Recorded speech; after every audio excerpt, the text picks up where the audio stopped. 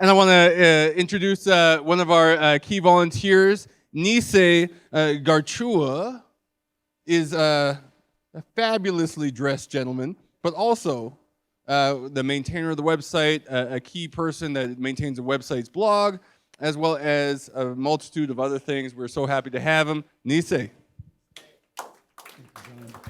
Thank you, John. You're going to keep it tight, right? Yeah. I'm going to try to keep it tight so I don't get tackled by John. So I remember joining Calgary Black Chambers looking for community, and I found so much more. With the members of Black Chambers, I was so inspired to do more and to volunteer as much as I can and give back. And over time, if you look at what's been done in a short amount of time, tens of thousands of dollars raised for scholarships, hundreds of youth being mentored. I can't be any prouder of being a member of Black Chambers. And there's a few members that I could, well, actually so many members that have inspired me significantly. And I have to definitely give a shout out to 3 key people that I will keep your leading inspiration with me for a long time. Jyoti, you did such a good job. This couldn't have happened without your efforts. Kieran, I'm so happy to have been a part of being around you and being inspired by you. And last but not least, John, Chancellor of University of Calgary. When I grow up, I want to be like you, John. At the heart of Black Chambers, Calgary Black Chambers, is really the action and the willingness to give back. And giving back to us, if you know the Black Chambers, for us, giving back is part of being a successful person. So the award that I'm presenting today, Community Service and Leadership, is a true honor. And in a way, I wish we saved this for last, because I like to save best for last. But the people, the following nominees are what we considered successful people. So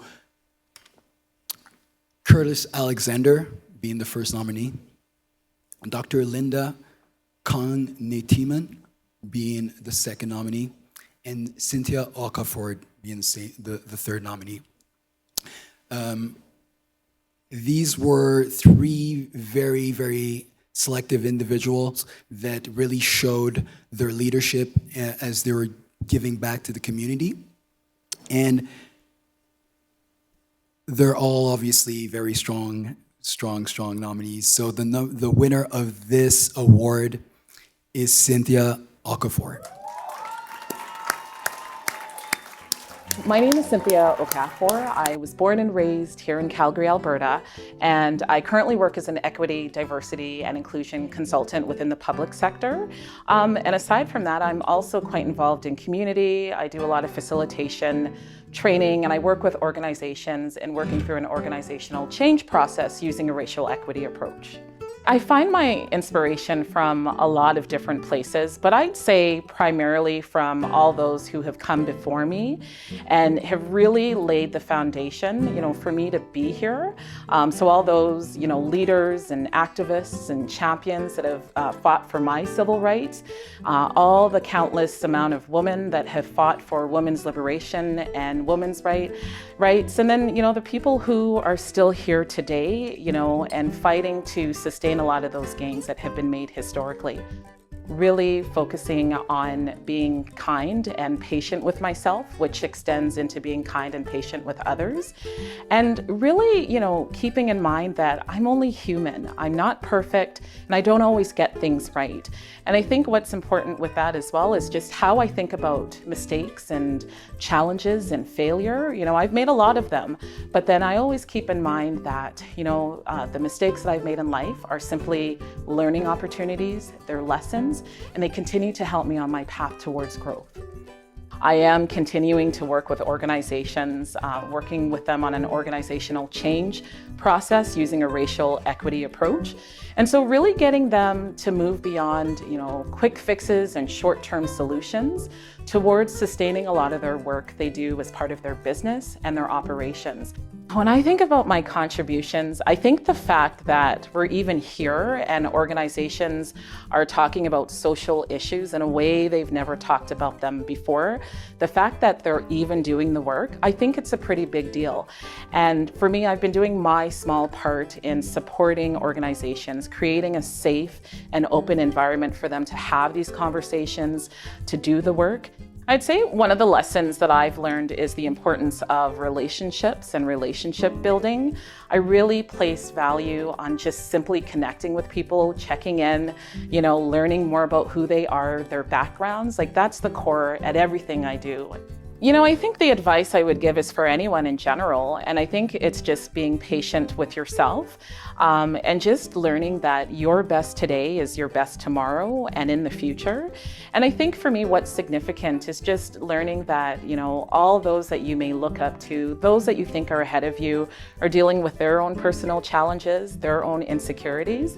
And so I think it just sort of takes the edge off, just knowing that you're okay, you're doing your best, and there's nothing wrong with that. Well, unlike the others, I came prepared. Thank you, everyone. So I want to start off by thanking the Calgary Black Chambers for this award. And I also want to acknowledge the organization for all the great work they've done in giving voice and creating a platform for the Black community here in Calgary. And of course, celebrating the many achievements, accomplishments within the community as well.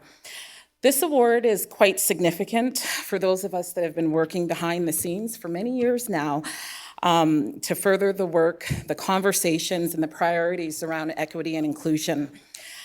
Special thanks goes out to some of my early mentors, Vilma Dawson, Sybil Berganza, Genevieve Belogan, Jenny Matthews-Tusso, who's here.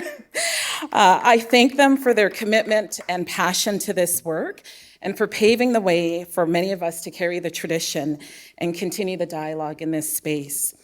I also want to thank the two individuals who nominated me for this award. So Jenny Matthews-Tusso again, and Komal Kardar. Thank you for being the most amazing colleagues, the most amazing friends and mentors, for believing in me, motivating and encouraging me to always do my best, aim high, and stay focused. My friends and family who came out to support me this evening, Wilson, Zachary, and Paula, thank you for your love, for your compassion, your kindness, and for always supporting me on this journey.